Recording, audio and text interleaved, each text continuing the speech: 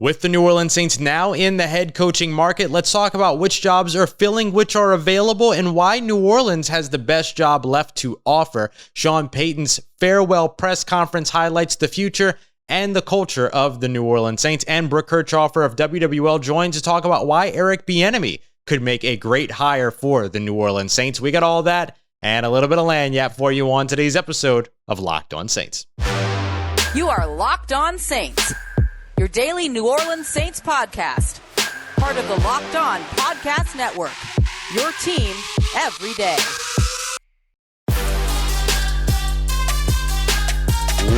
What is good, Who Dat Nation and Who Dat family? Welcome into this Wednesday episode of Locked On Saints, your daily podcast covering the New Orleans Saints, part of the Locked On Podcast Network, your team every day. Thanks again, as always, for making Locked On Saints your first listen of the day. Don't forget, we're free and available on all platforms, including on YouTube as well. And I'm your host, Ross Jackson, at Ross Jackson Nola on Twitter, Canal Street Chronicles, Locked On NFL, and here with you every single Monday through Friday on Locked On Saints. Today's episode is brought to you by our friends over at onlinegambling.com, the place to be when it comes to all of your gambling news and the tips that you need throughout the NFL playoffs. Make sure you visit onlinegambling.com so that you can get the edge over the competition for this year's playoffs. Now, as we dive into today's episode, it's already the fifth time this week that you're seeing me, so I hope you're not tired of this ugly mug just yet. Very glad to be here with you again for another episode of Locked On Saints. I want to start off with the New Orleans Saints head coaching job being available. We're going to talk a little bit about Sean Payton's presser here in a bit. We're going to talk with Brooke Kirchhofer of WWL TV in just a moment as well. But I want to start off with the job opening for the New Orleans Saints and comparatively why it is the best current head coaching job opening available across the NFL. Now, in order for us to really take a look at that, we should examine right now what is about to be filled, what has been filled, what is still available, so that we can really sort of catch the benchmarks and lay the foundation for the comparison, right? So let's start off with things that seem to be well on their way. So we have three teams that look very close to finding their head coach. Reports are starting to circulate that Byron Leftwich is going to be heading to take over the head coaching position for the Jacksonville Jaguars. Leftwich started his career, his playing career in Jacksonville, and has had some very successful seasons as the offensive coordinator for the Tampa Bay Buccaneers. So it looks like he will be leaving the NFC South, an important note that we'll circle back to here in just a moment, and heading over to the AFC South to take over as the head coach of the Jacksonville Jaguars. Those are what reports are saying at the moment.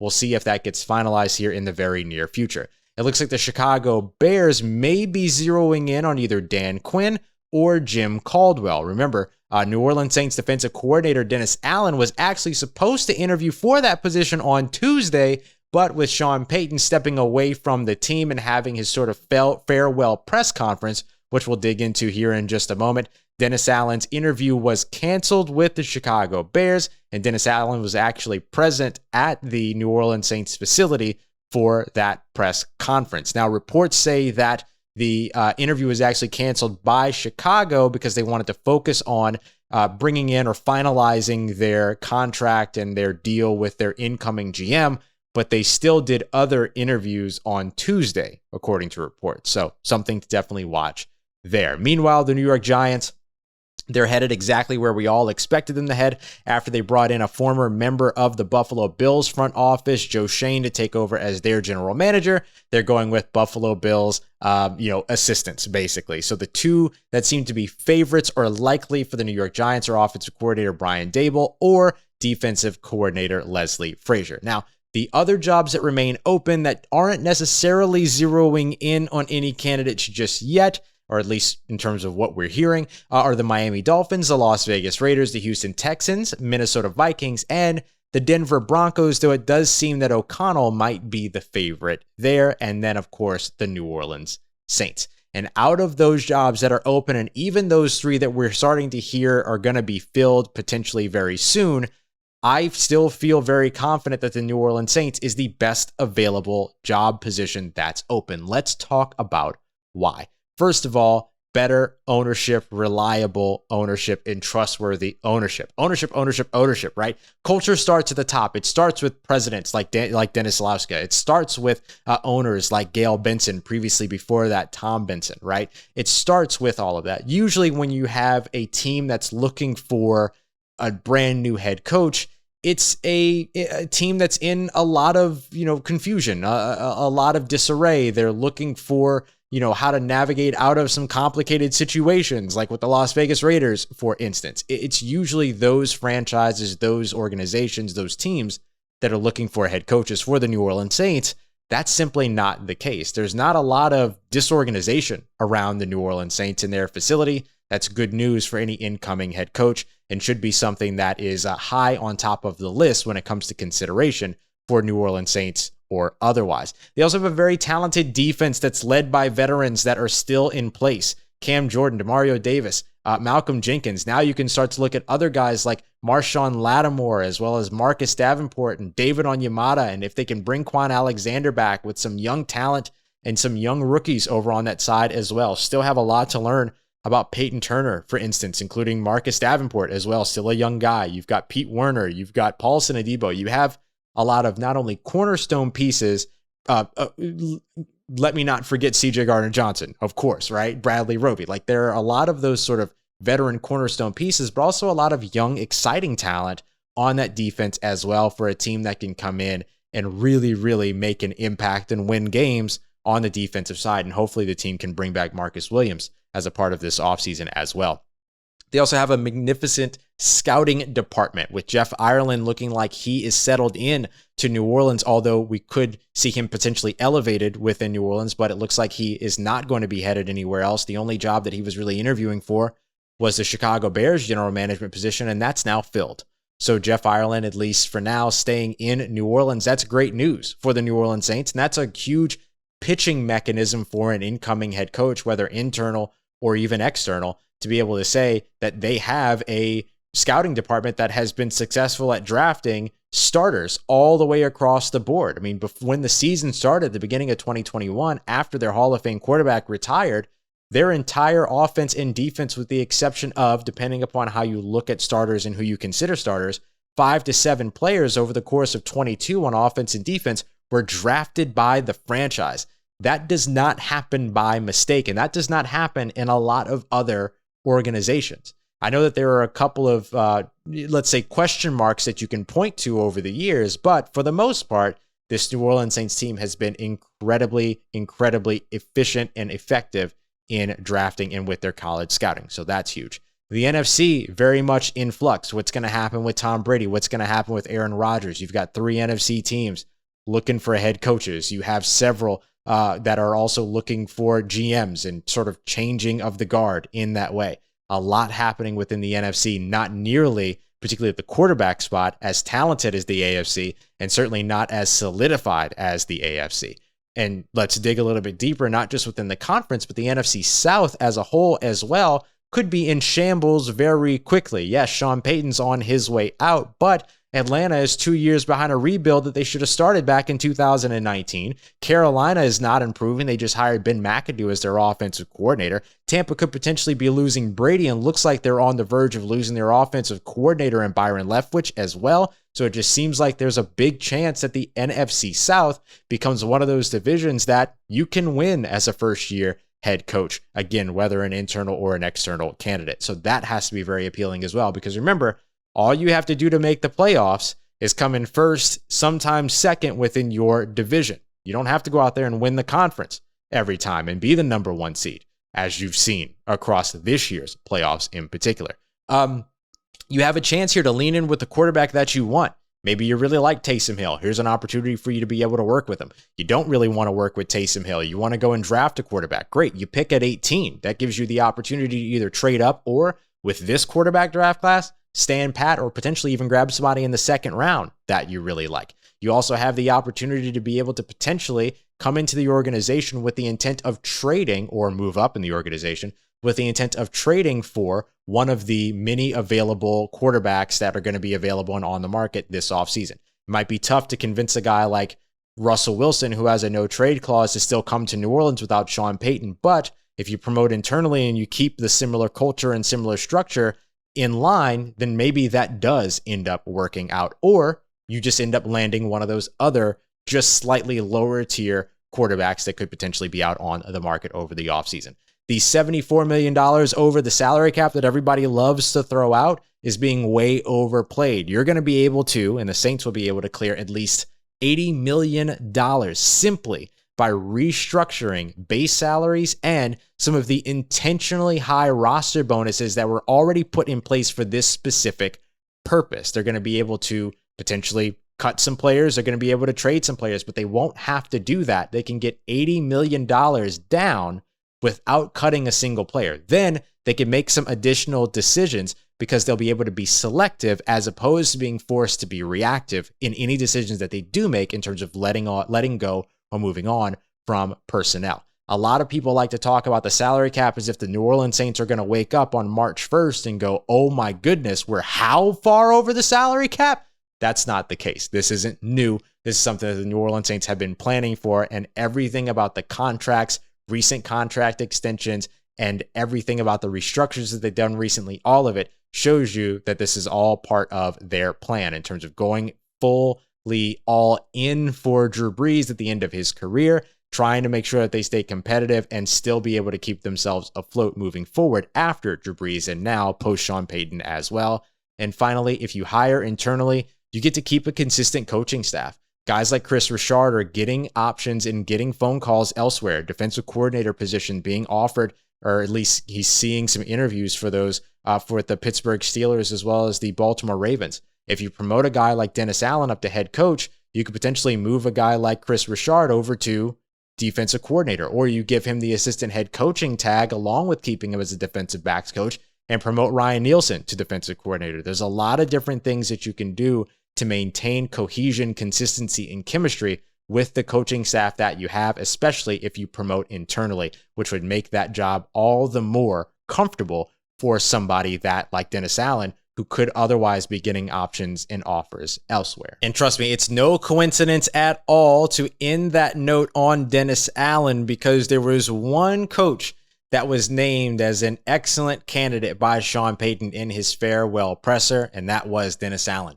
Let's talk more about that and what else Sean Payton talked about in that press conference from Tuesday as we continue on with today's episode of Locked On Saints. But before we get to that, look, we're all looking for the edge these days, and that gives me an opportunity to thank OnlineGambling.com for sponsoring today's podcast. If you don't know already, OnlineGambling.com is the website that's dedicated to giving you the edge when it comes to betting on the playoffs and everything that you're looking for to get the best NFL tips, news, and more. And before you make your bets, it gives you an opportunity to be as informed as ever. Now, at the beginning of the playoffs, OnlineGambling.com sent out a challenge to me to pick the two teams that I thought were going to end up in the Super Bowl. And so far, I'm still alive here because I had the Los Angeles Rams upsetting their way to the Super Bowl and the Cincinnati Bengals upsetting their way to the Super Bowl, with the Bengals upsetting their way to winning it all. And then, giving all of us something to cheer for in New Orleans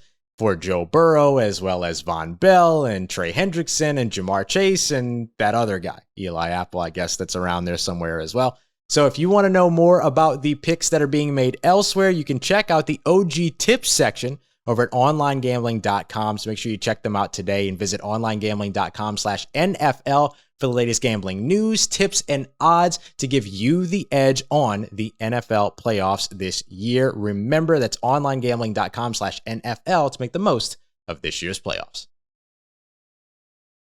All right, family, continuing on with today's episode of Locked On Saints. Thanks so much, as always, for making Locked On Saints your first listen of the day. Don't forget to subscribe wherever you're listening to the show, wherever you're watching the show, all that. Obviously, it's going to be a very, very busy offseason. You're not going to want to miss a beat here at Locked On Saints. And of course, you can also go and check out the Peacock and Williamson NFL show as well. They're going to be live from Radio Row over at the Super Bowl all week throughout or leading up to the Super Bowl. So you can check that out every single day over at the Peacock and Williamson NFL show. And I'm not even lying. I think it's the best NFL podcast, like general NFL podcast out there. Doesn't get any better than Brian Peacock and Matt Williamson. So let's talk a little bit about Sean Payton's press conference. We talked about how, the New Orleans Saints job was going to be open here and is very likely the best job opening that is available at the head coaching position across the now, at least as I record this, 9 open teams jobs, despite the fact that some of them we know are going to be filled here pretty soon. And a lot of that is because of what Sean Payton did. I mean, look, the guy came in 2006 as a first-time head coach and completely turned the world of the NFL upside down, with the way that he innovated offenses, what he did in New Orleans, and the way that he impacted the NFL. We talked about that in yesterday's episode. The second episode that we released is already our 5th episode this week, and we're only 3 days in. It's pretty busy week already. So let's just talk a little bit about some of the points that he made, some of the important quotes, some of the things that you need to know, and how it all factors into what he believes was the most important piece of while he was in New Orleans and what the future of the New Orleans Saints may be. So he took time to thank ownership, the front office, the coaching staff, his Pro Bowl players, the city, former players, present players. Yes, if you're interested, Michael Thomas was included in the list. He said that he wasn't allowed to go out there and list off every single player. So it sounds like he legitimately asked if he could do that, but he did name like all of his Pro Bowl players, which was pretty cool.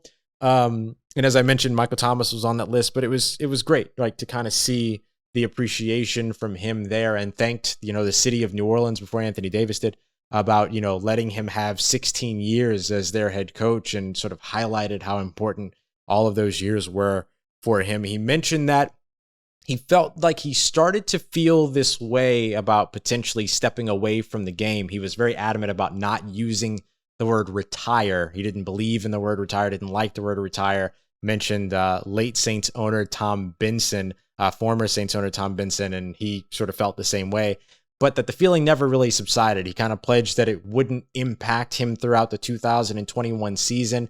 Also talked about how the 21 season wasn't really that exhausting for him. It was exciting and it was busy, but he didn't find it that exhausting, quote unquote. But he clearly didn't let it impact him throughout the entire 2021 season, because he continued to fight, he continued to push, he continued to demand the best out of his players, and the players continued to fight and push as well, particularly making that late push to get into the point to where they were nearly playoff teams. He mentioned that he didn't like to use that word, as I mentioned before, retirement, much like Tom Benson, the late owner of the New Orleans Saints, but he did talk a bit about what his future could look like. He said, quote, "My plans are not to be coaching in 2022, and that's just how I feel." He also mentioned that he'd like to do some TV, but unlike all of the reports that have gone along, he claims that he actually hasn't gotten any offers to be in media, but mentioned that he'd like to do it, and he believes that he would do pretty well in it. And obviously, we agree with that. Think that Sean Payton would do a great job in that venue. You're welcome to come over here to Locked On Saints anytime you want, Sean. But he said that he feels pretty good about what it is that he's looking ahead to. And, you look at the New Orleans Saints and the way that their culture has sort of supported that already, right? We've seen guys like Roman Harper, as well as, of course, Drew Brees, and even Cam Jordan and Deuce McAllister, all of these players that have gone on, and others who have gone on to do media and be media personalities. Jonathan Vilma, for instance, as well. Scott Shanley. I mean, so many of these guys have ended up in those situations. Scott Fujita. And now you could potentially see Sean Payton go that route as well. He said, quote, "I don't know what's next, and it kind of feels good." He had a big old smile on his face when he talked about it. Sort of uncertain in terms of what his future is right now, but knows that his present, as he mentioned, is not in coaching, but didn't close the book on coaching as a whole. Said that there is absolutely the chance that he comes back to coaching at some point. Remember that he is under contract with the Saints through 2024, which means that if he were to come back in the next 2 years and take a head coaching job somewhere else, that team that hired him would have to send compensation to the New Orleans Saints as a trade for Sean Payton to go and coach that team. This was Sean Payton leaving on his own terms. That's really what this felt like. This wasn't a situation to where he was fired or there were any hard feelings or that there was any type of specific element, issue, concern, or anything like that that sort of pushed him out the door and that forced him to take any time away. It's just simply what he wanted, and what he felt he needed at this time. And I think that's great. I know that I've seen some folks that have been a little bit upset, Sean Payton leaving the team high and dry or running away from the team or quitting on the team and things like that. And I just don't think that's fair, personally. If it's time for you to not hold the job anymore, then it's time for you to not hold the job anymore. There are 32 of these jobs available in the world as a head coach of a National Football League team. You don't just make that decision out of nowhere one day, right? He actually said that he talked to Gail as well as Mickey Loomis, and others weeks ago or a couple of weeks ago, and they told him to kind of go away for a little while, think about it. Gail Benson, owner of the New Orleans Saints, present owner and wife of former owner Tom Benson, mentioned that Sean Payton could have gone away for 2 to 3 months and not come back until training camp if he just wanted the time to think about it. And Sean kind of joked and said that actually sounded pretty good. But the more that he thought about it, the more that he talked to people about it, the more that he kind of went over it, the more it felt right for him to step away now. So they were willing to give him time and then to make the decision in 2 to 3 months and figure things out from there. Something to really think about in terms of where the New Orleans Saints organization's mind is in terms of how quickly they felt that they could have moved to or pivoted to another coach, almost as if there's someone internally that makes the most sense. But it is something to consider that Sean Payton, has talked to them about this already, and it wasn't something that just came out of nowhere on a Tuesday, right? He said that the thing that he was most proud of during his time with the team wasn't only the Super Bowl team, but the culture. We talked a bunch about what Sean Payton's legacy should be on Tuesday's episode, and how it is more than just the X's and O's, the schematics, what he did as a coach, the 152 win, 161 win record, if you include the playoffs, all of that. It's not just all of that. It is him as a cultural figurehead for this New Orleans Saints team and around the NFL, the way that he has had impact on, on committees around the NFL. He's been vocal about hiring practices, which have, been, for lack of better term, lacking in the NFL, so on and so forth. But he loved the culture of this team. Payton did say that, again, he's leaving the door open to coaching someday. He knows that he's going to stay connected to football in one way or another, and mentioned that he will always have a piece of himself here in New Orleans. Still owns and plans to retain a residence in New Orleans as well, moving into a new condo. I think he's moving from uptown to downtown, if I remember correctly. If he doesn't return to coaching, if that doesn't happen, because remember, we've seen coaches do this before, right? Oh, I'm just stepping away. I'm not calling it retiring. Cat Terrell pointed out Bill Cowher did the same thing, and he has been in media ever since. Similar thing could happen to Sean Payton, and if that's the case, he will be eligible for the Hall of Fame in 2027, where I believe that he should be a first ballot entry. And when asked about possible replacements, or not even asked about possible replacements, but he did take the time to co-sign a possible replacement when he said Dennis, who's a great candidate in the building.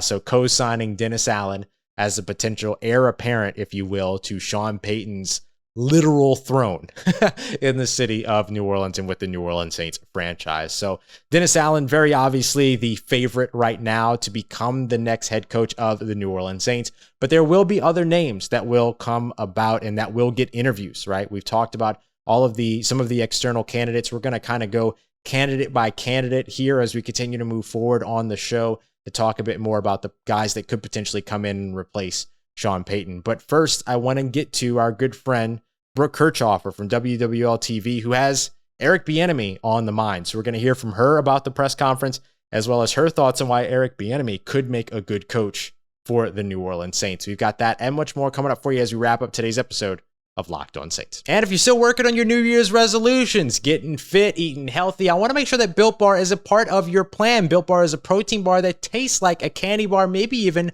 better than a candy bar. Built Bar makes it easy for you to live out your resolution because it tastes good and you want to eat it. Unlike those other protein bars, which may be chalky or waxy or just honestly tastes like, a chemical spill maybe at best. You want to eat healthy. And if you want to do that, one of the best ways to do it is make sure that you enjoy what you're eating. And Built Bar can absolutely help you do that. Covered in 100% chocolate. Now let's take a look at some of these nutritional facts here. 130 calories, 4 grams of sugar, 4 grams of net carbs, but 17 grams of protein. Compare that to any candy bar or any other protein bar, and you're usually getting things like 240 calories, 30 grams of sugar sometimes, and dozens of net carbs. So instead of dealing with all that, here's an idea.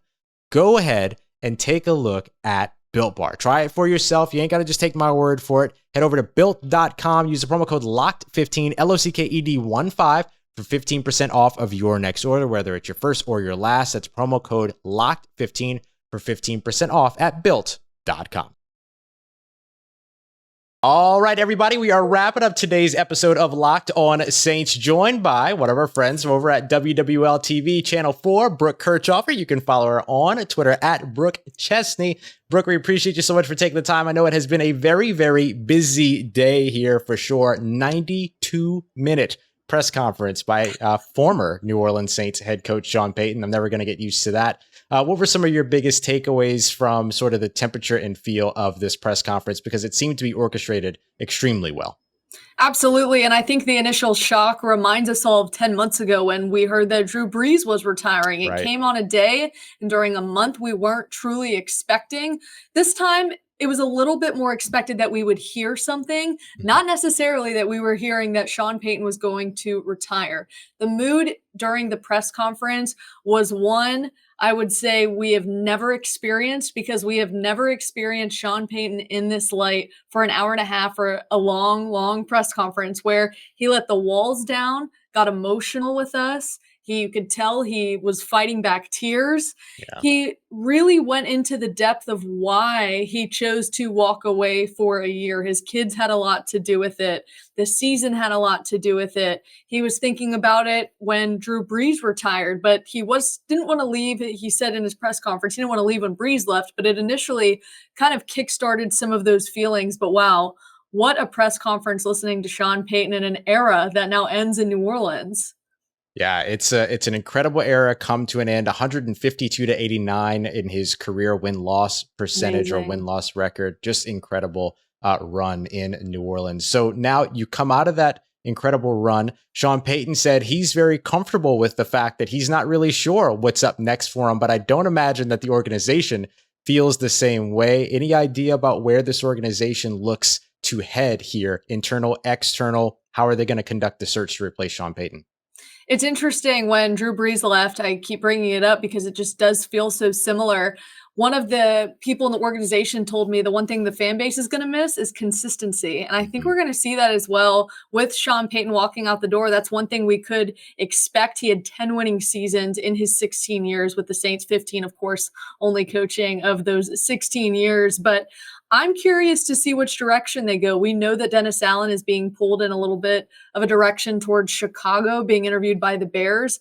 I don't know if the Saints are going to throw the entire job at him quite yet, or if they can find someone that's a head coach that can almost complement Dennis Allen as well as Pete Carmichael, like Sean Payton has over the last several years. I'm actually interested to see if they're going to reach out to Eric Bieniemy, because I still think they need to have a head coach that is calling the offensive plays. I'm not sure they're quite ready to hand that over to Carmichael. We saw Sean Payton kind of stab a little bit at him after the Bucs game. He didn't love all of the play calling. And when you hear that from the head coach, I mean, look, I'm not saying that that's the reason why he is or is not going to be a head coach, but it does remind you of when he was the last guy calling the offensive plays and it didn't go that well. So I'm curious to see if they bring in somebody who has a track record of being a successful offensive play caller.